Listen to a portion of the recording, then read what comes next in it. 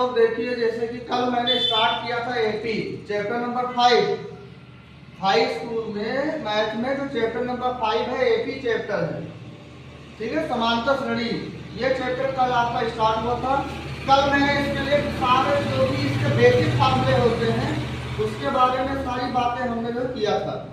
इसका सारा formula, basic वाला सारा फार्मूला कल हमने आपको जो लिखवा दिया था। इसका मतलब इसमें जो भी इसका जो है व्यापक रूप होता है, ठीक है, जनरल फॉर्म एपी का क्या होता है। सबसे पहला पद ए, इसके बाद में ए प्लस डी, ए प्लस 2d, ए प्लस 3d, ए प्लस 4d, ऐसे से एंड सो ऑन।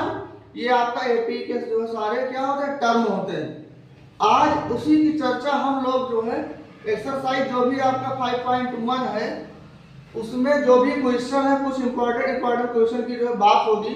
एक्सरसाइज 5.1 में जैसे कि आपका जो है इसमें जो आपका दिया क्वेश्चन नंबर 2, क्वेश्चन नंबर 2 में क्या है, 5.1 में जो है क्वेश्चन नंबर 2 में दिया हुआ है दी हुई एपी के क्या है 4 पद लिखिए। प्रथम 4 पद लिखिए, जबकि प्रथम पद ए और समांतर डी है। यहाँ पर नीचे आपका जो दिया हुआ है ए की वैल्यू दिया है, डी की वैल्यू दिया है। जैसे कि इसमें हम आइए देखते हैं क्वेश्चन नंबर सेकंड का 4th number question, question number second का 4th नंबर। इसमें आपका दिया हुआ है a equal to -1 d equal to half. इसमें आपका दिया हुआ है a equal to -1 d equal to half, यही आपका दिया हुआ है। इसमें आपको 4 पद और लिखना है, ठीक है। इसमें आपका जो 4 पद और लिखना है, इसमें है क्या, प्रथम 4 पद आपको लिखने हैं, 4 पद, ठीक। तो इसमें होगा क्या 4 पद। सबसे पहला पद तो ए ही होता है। इसके बाद वाला पद क्या होता है, a प्लस डी। इसके बाद वाला पद a प्लस 2d। इसके बाद वाला पद a प्लस 3d, यही आपका होता है।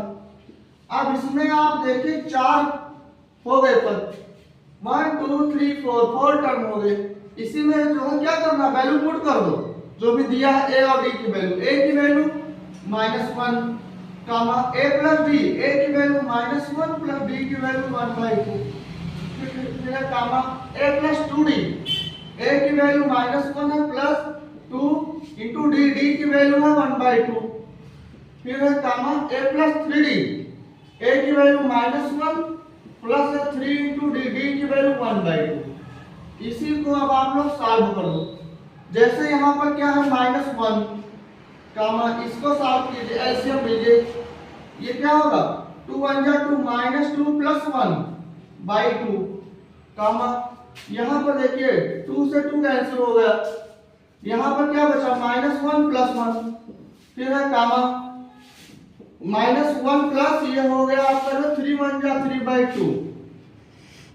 आगे सॉल्व करें, -1 ये -2 प्लस 1, -1 बचा, ये हो गया -1/2 कामा -1 प्लस 1 0 हो गया, 1 में से बन जाएगा 0।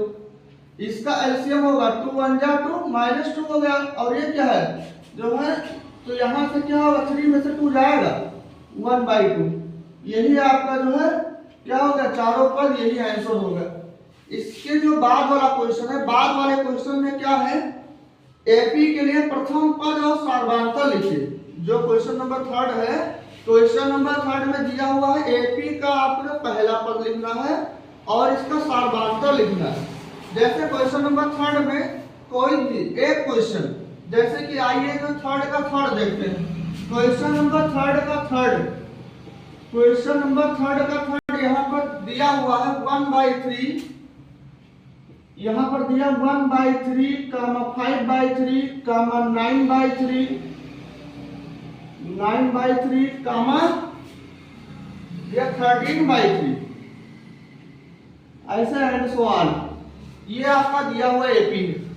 एपी दिया हुआ, इसमें से जो क्वेश्चन बोल रहा है क्या क्या, पहला पद ज्ञात करना और सार्वधातुक ज्ञात करना है।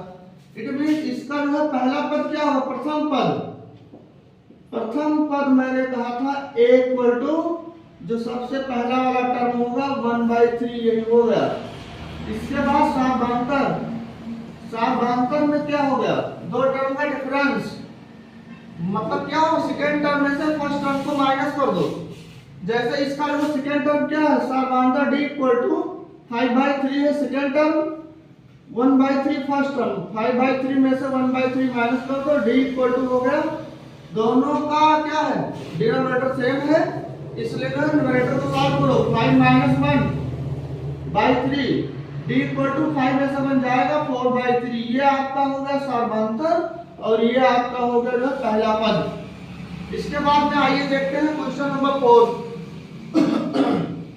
क्वेश्चन नंबर 4 को देखिए, आप अपने अपने बुक में देखिए क्वेश्चन नंबर 4। फोर्थ में क्या लिखा हुआ है कि जो है निम्नलिखित में से कौन कौन एपी है, कौन कौन एपी है। यदि कोई एपी है तो इसका सार्वधातुक ज्ञात कीजिए और इनके जो 3 और पद लिखिए। इसमें आपको ढूंढना है कौन कौन एपी में है, कौन कौन एपी में नहीं है, और जो एपी में है उसका सार्वधातुक ज्ञात कीजिए और इसके 3 पद और लिखने। तो इसके लिए हमें क्या करना पड़ेगा, सेकेंड टर्म में से फर्स्ट को माइनस कीजिए और जो है क्या करना, थर्ड टर्म में से सेकेंड टर्म को माइनस कीजिए। अगर ये दोनों वैल्यू इक्वल आ जाती है तो ये एपी में होगा। यहां पर देखिए जो अभी तक हुई है आपसे हमारी बातें, क्वेश्चन नंबर 4 का सेकेंड जो हमने अभी में कहा था, क्या कहा था, 4 का क्वेश्चन नंबर सेकेंड यहाँ पर दिया हुआ 2, 5/2, 3, 7/2 एंड सो ऑन। इसी में हमें ये जो चेक करना है कि एपी में है कि नहीं है। तो मैंने क्या बताया, इसमें जो सेकेंड टर्म में से फर्स्ट टर्म को माइनस कीजिए और थर्ड टर्म में से सेकेंड टर्म को माइनस कीजिए। अगर ये दोनों वैल्यू इक्वल आती है तो ये एपी में है, अदरवाइज नहीं है। तो आइए देखते हैं क्या करेंगे। पहले यहाँ जो सेकेंड टर्म 5/2 में से फर्स्ट टर्म को माइनस करेंगे 2 को, तो ये होगा 5 - 2 2 जा 4/2। 5 में से 4 जाएगा, 1/2 आया। इसके बाद में थर्ड टर्म में से सेकेंड टर्म को माइनस करो। क्या है थर्ड टर्म, थर्ड टर्म है 3 - 5/2। तो ये जो क्या होगा, 3 में से 5/2 को माइनस करेंगे, एलसीएम लेंगे, 2 3 जा 6 -5/2। 6 में से 5 जाएगा 1/2। दोनों का ही डिफरेंस सेम आया, इसलिए ये एपी में है।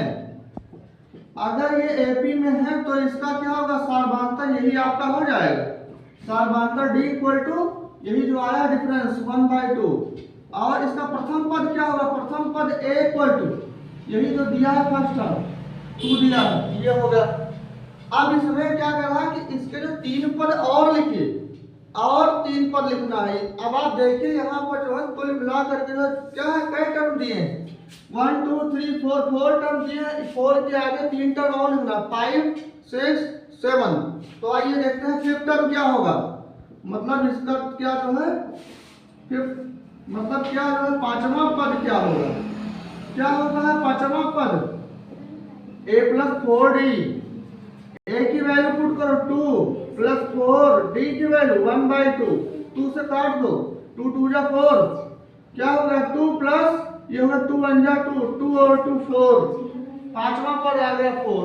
इसके बाद में सिक्स टर्म क्या होगा, छठवां पद, ये हो जाएगा a + 5d।